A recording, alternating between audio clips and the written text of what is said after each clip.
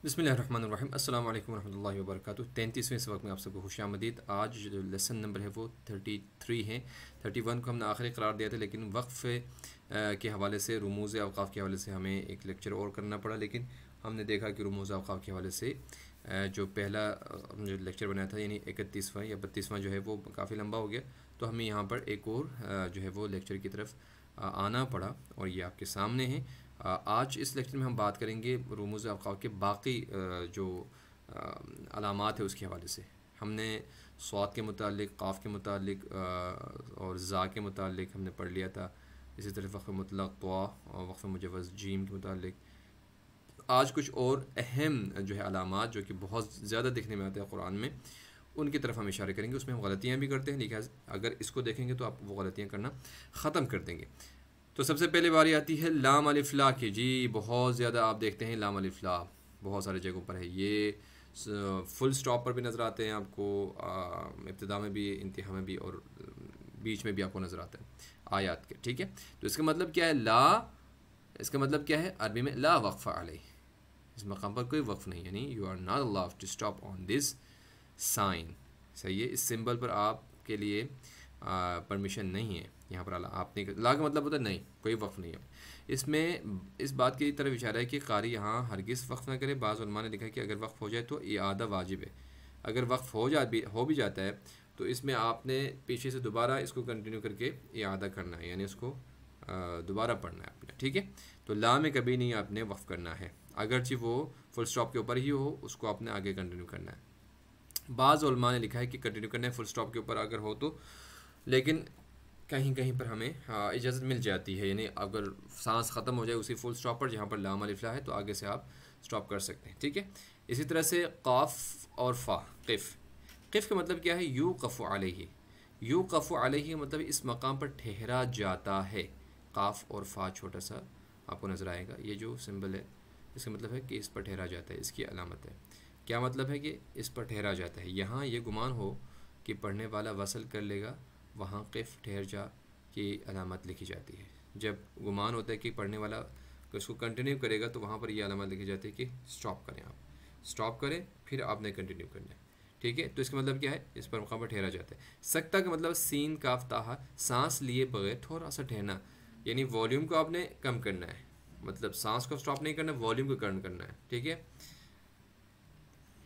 पढ़ने वाला यहाँ ज़रा सा ठहर जाए, सांस ना तोड़े, वॉल्यूम को कम करना है थोड़ा सा, थोड़ी सा 1-2 सेकंड के लिए। हाँ इस तरह से आपने वॉल्यूम को कम करना है, फिर आपने वॉल्यूम को अप करना है। इसको कहते हैं सकता। बहुत सारी जगहों पर आपको ये नज़र आएगा सकता। ठीक है, वकील मन रॉकिन, वकील मन रॉकिन, एक ही उसमें आप जब पढ़ रहे हैं ना तो कहीं उसमें जाके आपने क्या करना है? आवाज़ को बिल्कुल नीचे गिलाना है, नहीं वॉल्यूम को करना है। वकील मन रॉक, ठीक है, वकील मन रॉकिन, यानी आवाज़ को अपने कम करना है, सांस को अपने जारी रखना है। वक्फ़ा, वक्फ़ा खुद वाक़फ़ा, इस तरह लंबे सकते की अलामत है, यानी जितनी देर इसमें सांस लेते हैं पढ़ने वाले इससे कम ठहरे, जितनी से देर में आप सांस लेते हैं उससे कम ठहरे, वक्फ़ा इस वाले अलामत में। ठीक है, इल्म क़राअत की सलाह में सकता और वक्फ़ा करीबुल माना है, यानी दोनों आपस में मिलते हैं। सकता वसल से करीब होता है और वक्फ़ा वक्फ़ से।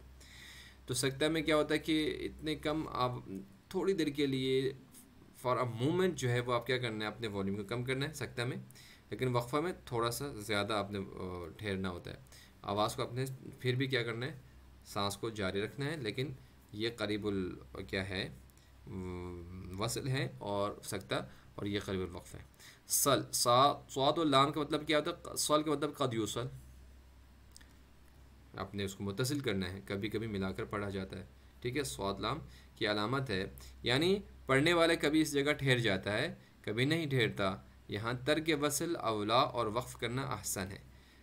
सल का मतलब क्या है? कद यूसल, यानी कभी कभार, कभी कभी मिलाकर पढ़ा जाता है, कभी कभी मिलाकर पढ़ा जाता है का मतलब क्या है? कि यहाँ तर्क वसल, वसल को तर्क करना, यानी मिलाकर पढ़ने को मिलाकर पढ़ना अवला है, बेहतर है। वक्फ़ करना ahsan है। ahsan का मतलब क्या हो गया भाई?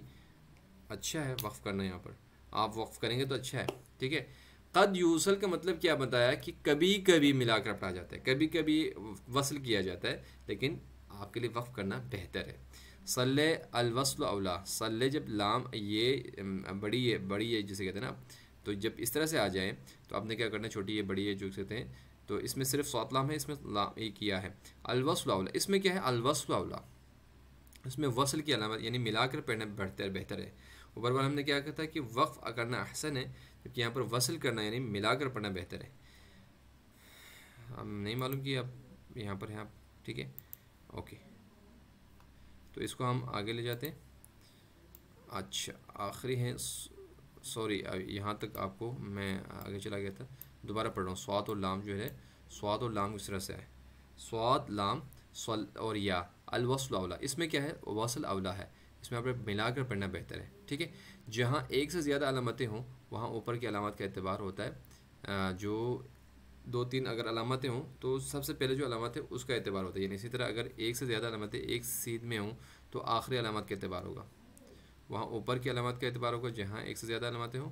अगर मतलब एक दो लाइन के हिसाब से हों तो ऊपर की अलामत सबसे जो पहला अलामत है वो उसका एतबार उसको फॉलो करेंगे, बाकी को छोड़ देंगे।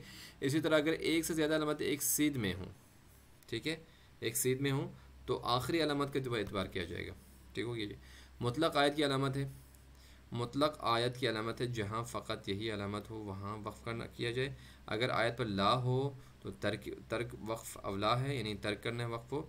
हाँ, ज़रूरतन ठहरा जाए तो मुज़ायक़ा भी नहीं है, ज़रूरतन ठहरा जाए मतलब कि आपकी सांस रुक गई है और आपकी सांस तमाम हो गई वहाँ पर, तो मुज़ायक़ा नहीं है। क़ारियों में यही मशहूर है कि ना ठहरा जाए। अगर आयत पर लाम अलिफ ला के सिवा कोई और रम्ज़ वक्फ़ हो, सॉरी अगर मैं कहाँ जा रहा हूँ, अगर आयत पर लाम अलिफ ला हो तो तर्क वक्फ़ वाला है। हाँ, ज़रूरतन ठहरा जाए तो कोई मज़ाक़ नहीं है।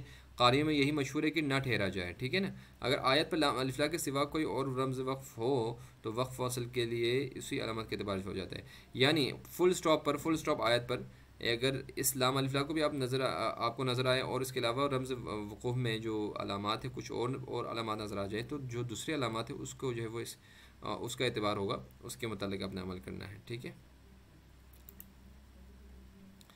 इसी तरह से आगे बढ़ते हैं, एक मिनट,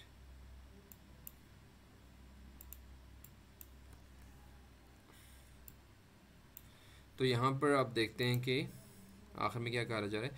अगर कोई इबारत 3-3 नुक्तों के दरमियान घिरी हुई हो, आपको नज़र आएगा 3 नुक्ते होते हैं जहाँ पर भी, तो दूसरा 3 नुक्ता भी आपको वहीं पर नज़र आएगा, जो कि अक्सर जीम के साथ, आपको छोटे से जीम के साथ नज़र आएगा, और कभी कभार जीम के बगैर दूसरे अलामात के बाद, और कभी कभार वो अकेले होते हैं। 3 नुक्ते, ठीक है ना, 3 नुक्तों के दरमियान घिरी हुई होती हो तो पढ़ने वाले को इख्तियार के पहले 3 नुक्तों पर वक्फ करें, करके दूसरे 3 नुक्तों पर वसल कर ले, या पहले 3 नुक्तों पर वसल करके दूसरे 3 पर जो है वक्फ करें। इस किस्म की इबारत को मुआनका या मुराक़बा कहते हैं। मुआनका लिखा होगा या मुराक़बा लिखा होगा, जो भी रमूज़ अवक़ाफ़ में से आपको नज़र आ जाएंगे उसके आपके दाएं बाएं जानिब देखेंगे तो कहीं पर उनका नाम लिखा होगा, मीम हो तो मीम यानी वक्फ़ लाजिम लिखा होगा। इस तरह से 3 नुक्ते अगर आ जाए तो मुआनका लिखा होगा, मुराक़ब लिखा होगा, तो इनमें से किसी एक पर ठहरना ज़रूरी है। इनके अहकामात हुक्म यह है कि इनमें से किसी एक पर ठहरना ज़रूरी है, जबकि क्या करना है, बाकियों पर ठहरना जो है वो, मतलब एक पर ठहरना है, एक पर कंटिन्यू करना है। दोनों पर कंटिन्यू कर सकते हैं, दोनों को आप दोनों पर ठहर भी नहीं सकते, ठीक है। तो ये आपके लिए ज़रूरी है इन अलामात को जानना, क्योंकि आप कुरान जब पढ़ते हैं तो आपको ये सारे अलामात जो है वो का सामना करना होता है, और अगर इनके अहकामात का पता ना हो तो बहुत मुश्किल हो जाता है। कभी कभार जो है वो गुनाह में पढ़ने का अच्छा होता है। तो इन अलामात को इसी तरह से याद करें, याद दहानी जो है वो ज़रूरी है, और इनको जहन में रखें ताकि जब भी कुरान पढ़ें तो आप इनके जो है वो अहकामात पर अमल कर सकें। अगर वीडियो अच्छी लगी तो हमारी लास्ट वीडियो को भी शेयर कीजिएगा, आगे लोगों तक पहुंचाएं, और सब्सक्राइब कीजिएगा अगर आप अभी तक नहीं किया हो।